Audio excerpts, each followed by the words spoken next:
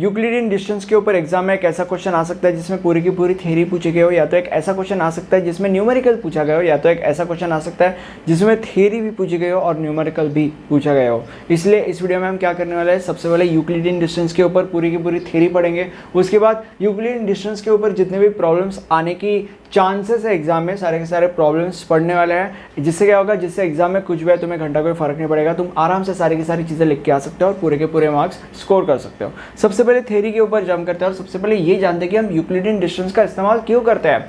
अब देखो, let's say मेरे पास दो पॉइंट्स हैं, ये मेरा पॉइंट नंबर लेट्स से ये पॉइंट ए है और ये पॉइंट बी है, और मुझे इन दोनों पॉइंट्स के बीच में का डिस्टेंस फाइंड आउट करना है। तो अगर सपोज मुझे इस दोनों पॉइंट्स में का डिस्टेंस फाइंड आउट करना है तो उसके लिए मैं यूक्लिडियन डिस्टेंस का इस्तेमाल करूंगा। बट मुझे इन दोनों पॉइंट्स में का डिस्टेंस फाइंड आउट क्यों करना है? डिग्री ऑफ सिमिलैरिटी कैलकुलेट करने के लिए। जितना ज़्यादा डिस्टेंस उतनी कम डिग्री ऑफ सिमिलैरिटी, और जितना कम डिस्टेंस उतनी ज़्यादा डिग्री ऑफ सिमिलैरिटी, राइट। अब आगे बढ़ते हैं और अभी हम यूक्लिडियन डिस्टेंस का फॉर्मूला डिराइव करेंगे। अब यहाँ पे देखो, अब जैसे कि मैंने बोला था कि ये हमारा पॉइंट ए है, इसको हम x1 y1 से रिप्रेजेंट करते हैं, राइट। और ये हमारा पॉइंट बी है, इसको हम x2 y2 से रिप्रेजेंट करते हैं। अब हमें इन दो पॉइंट्स के बीच में का डिस्टेंस फाइंड आउट करना है, राइट। सो यहाँ पे d लिखते हैं। अब यूक्लिडियन डिस्टेंस में क्या होता है, दो पॉइंट्स में के डिस्टेंस को कैलकुलेट करने के लिए हम पाइथागोरस थ्योरम का इस्तेमाल करते हैं, ठीक है। आई होप आपको पाइथागोरस थ्योरम क्या होता है पता होगा, नहीं पता होगा दैट इज टोटली फाइन। इस पॉइंट को हम C नाम देते हैं। अब पाइथागोरस थ्योरम अगर हम इसके ऊपर अप्लाई करेंगे तो हमें क्या मिलेगा, AB square is equal to AC square plus BC square, ये मिलेगा, सिंपल। अब क्या इसको मैं ऐसे लिख सकता हूँ, AB is equal to under root AC square plus BC square, ऐसे लिख सकता हूँ। अब इसको मैं और थोड़ा सा चेंज करूँगा। देखो, ये जो AC है इसको मैं x एक्सिस पे प्रोजेक्ट करने वाला हूँ, ठीक है, ये हो गया एंड ये हो गया। और अगर सपोज मैंने इसको x एक्सिस पे प्रोजेक्ट किया तो ये होगा x1 और ये होगा x2, एंड ये जो है इसको मैं y एक्सिस पे प्रोजेक्ट करूँगा, ठीक है। सो अगर इसको मैंने y एक्सिस पे प्रोजेक्ट किया तो ये मुझे मिलेगा y1 और ये होगा y2, राइट। अब यहाँ पे AB इज इक्वल टू, क्या AC को मैं x2 माइनस x1 लिख सकता हूँ? Of course, right, x2 minus x1 और स्क्वायर वैसे का वैसा, प्लस क्या BC को मैं y2 माइनस y1 लिख सकता हूँ? Of course, y2 minus y1 और ये स्क्वायर वैसे का वैसा, और ये आ गया तुम्हारा फॉर्मूला। एंड यहाँ पे तुम AB की जगह पे D भी लिख सकते हो, क्योंकि D का मतलब डिस्टेंस होता है, जो कि A और B के बीच में का डिस्टेंस ही है, ठीक है। तो और A और B वही है, ओके। तो यहाँ पे आप कुछ भी लिख सकते हो। D लिखना आई वुड से ज़्यादा अप्रोप्रिएट है, क्योंकि ये एक रॉ फॉर्मूला है, ओके। एनीवे, अब आगे बढ़ते हैं। अब ये जो सारी की सारी चीज़ें मैंने आपको बोली, ये 2 डायमेंशन के टाइम पे अप्लीकेबल है, ये 2 डायमेंशन के टाइम पे अप्लीकेबल है। बट फिर 3 डायमेंशन के टाइम पे क्या होगा, 3 डायमेंशन के टाइम पे फॉर्मूला में सिर्फ और सिर्फ एक चेंज आएगा, और वो चेंज होगा ये अंडर रूट। अब यहाँ पे देखो, x2 minus x1 square plus y2 minus y1 square plus z2 minus z1 square, बस ये एक ही चेंज होगा फॉर्मूला में, बाकी सब वैसे का वैसा। और ये z क्यों आया, क्योंकि ये 3 डायमेंशन है। ये y तक ही था क्योंकि ये 2 डायमेंशन था। अब हम जंप करते हैं मैनहट्टन डिस्टेंस के ऊपर। ये जो फॉर्मूला है ये L1 नॉर्म और ये जो डायग्राम है ये दोनों के दोनों मैनहट्टन डिस्टेंस के हैं। अब मैनहट्टन डिस्टेंस में हम कोई पाइथागोरस थ्योरम वगैरह का इस्तेमाल नहीं करते, हम मॉड का इस्तेमाल करते हैं। मॉड का मतलब क्या होता है, अब देखो यहाँ पे इस फॉर्मूले में और हमारे इस वाले फॉर्मूले में क्या डिफरेंस है। इसमें हम x2 माइनस x1 मॉड के अंदर लिखते हैं plus y2 minus y1 mod के अंदर। और अभी तुम ये भी कहोगे कि ये तो x2 माइनस x1 है, यहाँ पे तो x1 माइनस x2 है, फ़र्क नहीं पड़ेगा, फ़र्क नहीं पड़ता। क्यों?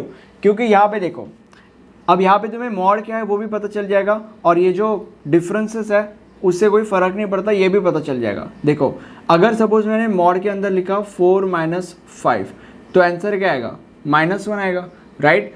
तो क्योंकि ये मॉड के अंदर है तो मॉड के अंदर अगर कोई भी नेगेटिव चीज़ है वो पॉजिटिव हो जाती है, सो इसलिए आंसर 1 ही आएगा। और अगर सपोज मॉड के अंदर मैंने लिखा 5 - 4 तो आंसर क्या आएगा 1। तो मॉड के अंदर पॉजिटिव चीज़ है तो पॉजिटिव की पॉजिटिव ही रहती है, तो इसलिए यहाँ पे 1 का 1 ही रहेगा। तो बेसिकली तुम ऐसा करो या ऐसा करो, फर्क नहीं पड़ेगा, answer at the end of the day positive आने वाला है and at the end of the day answer same ही आने वाला है, राइट। तो कैसे भी लिखो फर्क नहीं पड़ेगा। तो ये हमारा मैनहट्टन डिस्टेंस का फॉर्मूला है, यहाँ पे मैं अच्छा लिख दिया, ओके।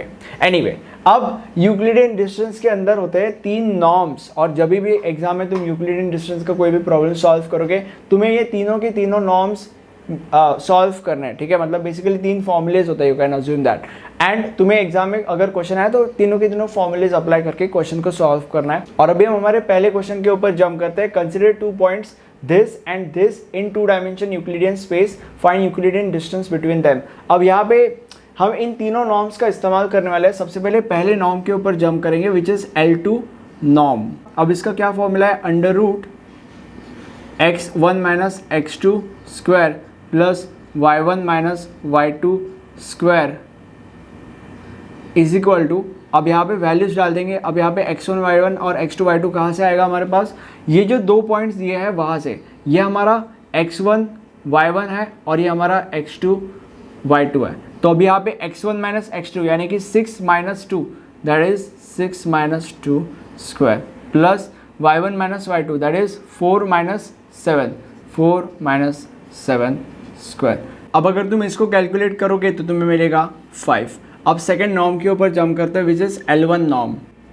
सो अभी यहाँ पे क्या फॉर्मूला है, x1 - x2 plus y1 - y2।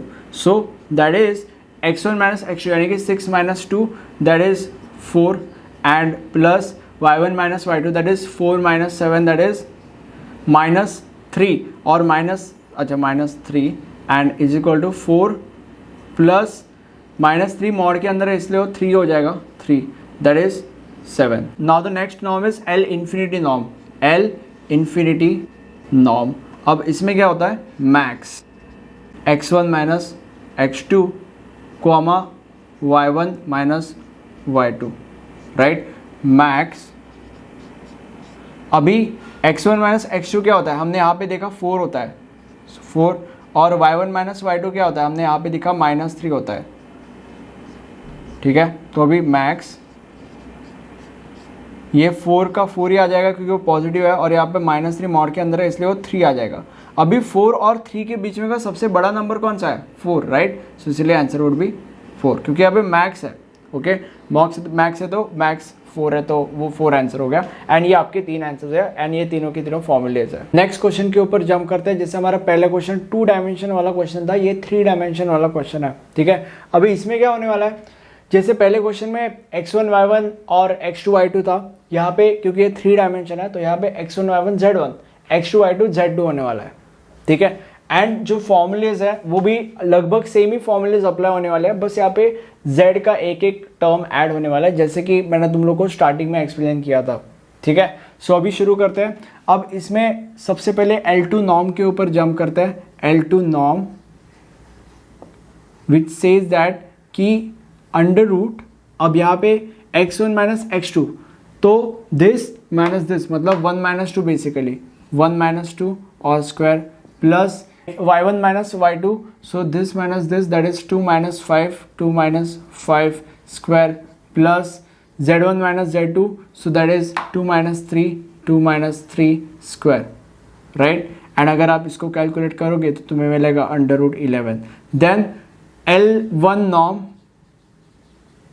ठीक है। सो अभी यहाँ पे ये क्या कहता है, mod x1 - x2 that is 1 - 2 plus mod y1 - y2 that is 2 - 5 plus mod z1 - z2 that is 2 - 3,